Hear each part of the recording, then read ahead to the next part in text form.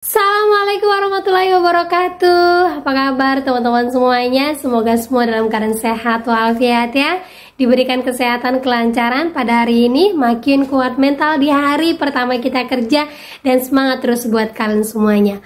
Oke teman-teman, kali ini saya akan membahas tentang OJK tutup Kredivo. Harus ini kita lihat ada apa di balik Kredivo selama ini, karena banyak sekali yang demo baru-baru ini. Nah, seperti apa itu kita akan bahas secara tuntas. Tapi sebelumnya saya harapkan kalian semuanya sudah subscribe channel ini agar channel ini terus berkembang dan dapat memberikan informasi terbaik buat kalian yang galbay. Oke teman-teman, ini dia buat kalian.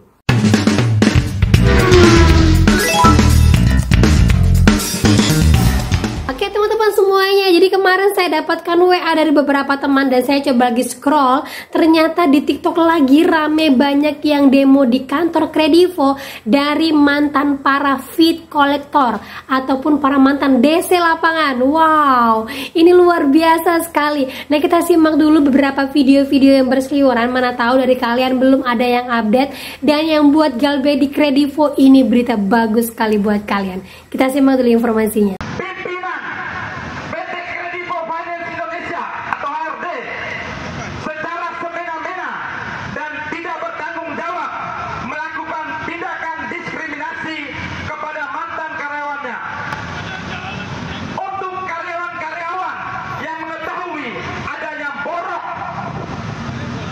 Di dalam PT Kredivo Indonesia diutamakan untuk dibayarkan pesangonnya. Namun teman-teman kita diperbudak karena mereka minim pengetahuan akan hukum tenaga kerja.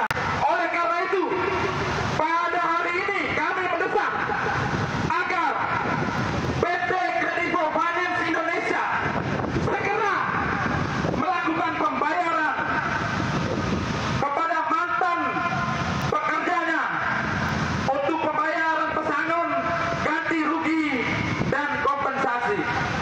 Kami juga mendesak agar Kepolisian Republik Indonesia memeriksa pimpinan, CEO, dan tenaga kerja asing yang bekerja di PT Kredivo Indonesia.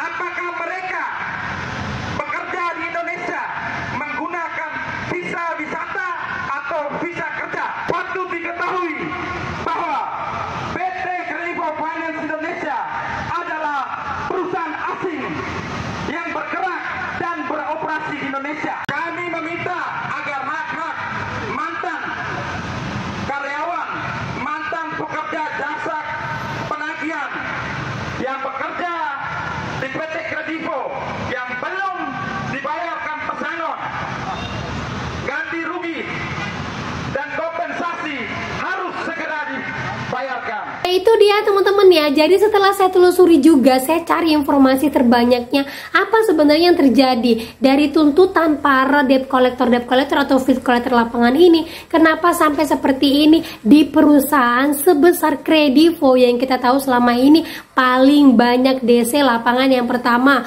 kuat sekali untuk pendanaannya, terus lagi tidak pernah goyang dengan apapun ini, karena lini perusahaan Kredivo tidak hanya satu, banyak sekali. Nah, saya coba cari beberapa informasi di internet, ternyata kasus seperti ini sudah dari tahun-tahun lalu, dan disinyalir Kredivo ini satu-satunya perusahaan, atau bukan satu lah, saya rasa ya banyak sekali, cuman tidak terdeteksi perusahaan tempat pencucian uang para pejabat. Nah, kalau kita pikir-pikir ya, banyak loh yang galbay, bukan 1-2 orang. Terus juga banyak yang pinjam di sana, kenapa masih dikasih? Sementara kalau kita lihat dari perusahaan-perusahaan atau pinjol-pinjol yang menengah ke bawah, banyak sekali nih yang galbay, tapi mereka udah goyang-goyang tuh, udah mulai sedikit memberikan limit, kemudian DC lapangannya juga mulai sedikit, terus TKB 90 dan TWP 90 nya juga udah hancur-hancuran. Tapi karena apa selevel multifinance ini tidak hancur? Karena kita pikir gini kan, oh iya masih banyak sih lini perusahaan mereka, tapi ternyata bukan itu teman-teman. Nah, Nah ini dia informasinya teman-teman ya. OJK dan Kemenaker diharapkan segera bertindak terkait dugaan PT Kredivo pecat karyawan sesuka hati. Sebenarnya ini terjadi di 25 Oktober 2023 ya, 1 tahun atau 2 tahun yang lalu. Nah kita baca dulu untuk tahun lalu itu apa informasinya, karena ke tahun lalu itu tidak begitu booming seperti tahun sekarang dan tidak ada pendemonya. Nah kita baca ya. Seperti yang dialami salah seorang karyawan berinisial PIPP, dia mengalami pemutusan hubungan kerja secara sepihak oleh oknum manajemen PT Kredivo Finance Indonesia. Jonathan Edwards sebagai pendamping advokasi korban karyawan berinisial PIP mengungkapkan rangkaian modus kejahatan dan pelanggaran yang dilakukan oleh PT Kredivo terkuak saat dirinya mendamping dan mengadvokasi korban. Menurut Jonathan, karyawan ini telah bekerja selama 4 tahun lebih. Jadi klien kami ini sudah bekerja selama 4 tahun lebih di Kredivo, namun tanpa sebab musabab yang jelas, PIP dipecat oleh Kredivo Finance Indonesia pada Agustus 2023.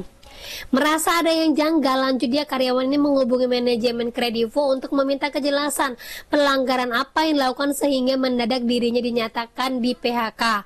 PIP sendiri ini adalah field collector atau desi lapangan ya. Menurut penjelasan klien kami, pihak Kredivo tidak mampu menjelaskan alasan pemecatan, juga tidak ada surat peringatan SP pertama, kedua ataupun ketiga. Terhitung karyawan ini bekerja sejak tahun 2018. Ketika ditemui di kantor Kredivo, staf HRD Kredivo bernama Ibrahim menyodorkan sebuah dokumen yang ditandatangani oleh seorang bernama Jensen Tuarisa yang berkedudukan sebagai tim lead feed collector dengan tanda tangan persetujuan dari karyawan berinisial PIP yang sudah dipalsukan. Ibrahim memulai pertemuan namun mendadak marah dan menghentikan pertemuan dan mengusir wartawan keluar dari ruangan pertemuan. Kemudian Ibrahim menarik karyawan PIP dan berbicara di ruangan yang berbeda. Dari pertemuan singkat itu, PIP menjelaskan bahwa dirinya ditawari uang pesangon sebesar 10 juta asal bersedia menandatangani surat PHK baru yang dibuat atas nama Kredivo. Modus lain katanya adanya dugaan PT Kredivo ini dijadikan sebagai tempat pencucian uang, sebab diduga kuat pemodal perusahaan tidak terbuka. Bahkan kini PT Kredivo sudah mulai menggurita, menyebabkan korban yang tidak sedikit di masyarakat. Ternyata kasus ini pun sama juga yang terjadi pada saat di demo kemarin ya. Yang dituntut para mantan debt collector itu adalah sama halnya dengan yang terjadi oleh saudara PIP ini yang terjadi di 2023. Ternyata setelah bertahun-tahun kasusnya juga masih sama. Berarti Kredivo ini jelas sekali ada masalah di internalnya. Nah, kalau kita baca-baca dari mereka-mereka yang galbay di TikTok ataupun di Instagram, semua mengatakan banyak yang galbay. Baru aja galbay sekitar 6 juta, baru aja galbay sekitar 15 juta. Mereka sengaja memberanikan diri untuk menggalbaikan hutang-hutang di Kredivo walaupun tahu ada di lapangannya ya. Tetapi dengan adanya bentuk dari demo-demo seperti ini agar membuka mata para debt collector di luar sana yang masih rajin menagih bahwa bisa sewaktu-waktu nanti pihak Kredivo akan mem-PHK kalian secara sepihak. Jadi buat teman-teman semuanya yang masih ketakutan sama DC-nya, sekarang jangan takut lagi, harus mulai berani memberanikan diri karena urusan internal Kredivo aja tidak beres. Jadi kita tidak usah terburu-buru untuk memaksakan diri membayar ke Kredivo. Nah, kalau sudah ada demo seperti ini, saya rasa semoga secepatnya Kredivo diusut. Nah itu dia teman-teman ya. Jadi buat para field collector ataupun DC lapangan, jangan seneng dulu kalian ya. Selama ini kalian selalu mengintimidasi orang-orang yang lemah, orang-orang yang memang tidak mampu membayar, tapi kalian terus gencar. Bahkan ada yang merusak rumah tangga orang dan menghancurkan rumah orang. Ada yang seperti itu ya tahun-tahun sebelumnya ya. Dan sekarang kalian kena batunya ya kan. Nah buat para debt collector nih, pikir-pikir lagi kalau kalian mau bekerja sama dengan perusahaan-perusahaan besar. Saya juga yakin sekali ya, perusahaan sebesar Shopee nih ya kan, TikTok, pasti akan ada permasalahan yang sama. Dan saya yakin ini menurut pemikiran saya, mudah-mudahan saya salah juga ya, perusahaan-perusahaan multifinance yang besar-besar itu kenapa tidak banyak yang goyang, padahal banyak sekali yang galbay. Kalau dihitung triliunan loh orang yang galbay. Dari mana pendanaannya mereka bisa terus berdiri? saya yakin sekali pasti ada udang di balik bakwan, adanya pencucian uang yang emang kita tidak ketahui. Nah, jadi buat teman-teman semuanya, ya semua fokus pada kalian. Semua itu keputusan ada di pada kalian semuanya. Yang masih belum berani galbay, ayo galbay. Sekalipun kita ketahui ya, Kredivo masuk ke dalam slip OJK, Kredivo DC-nya rajin, terus Kredivo juga DC-DC-nya luar biasa. Nah, semua keputusan itu ada pada kalian. Tunjukkan aja video-video DC-DC yang lagi demo. Sampaikan saja, Pak, tunggu aja nasib Bapak juga akan sama seperti mereka. Sampaikan aja seperti itu. Dan ingat sekali teman-teman ya, DC Kredivo paling rajin untuk minta kita datang ke kantornya. Jangan pernah mau datang ke kantor DC-nya ataupun ke kantor manapun, karena nantinya kalian bisa diintimidasi. Jadi kalian hanya berurusan dengan aplikasi pinjolnya. Kalau memang tidak sanggup bayar, lanjut saja ya. Jadi tetap tenang, tetap fokus. Kalau belum berani, kalau belum bisa bayar, galbay saja dulu. Gitu teman-teman ya. Nah oke, itu dia informasi yang bisa saya sampaikan buat kalian. Semoga informasi ini menjadi informasi terbaik. Kalian makin kuat mental, makin semangat, dan kalian lebih percaya diri lagi ya teman-teman ya. Oke, itu dia akhir kata yang saya ucapkan. Assalamualaikum warahmatullahi wabarakatuh.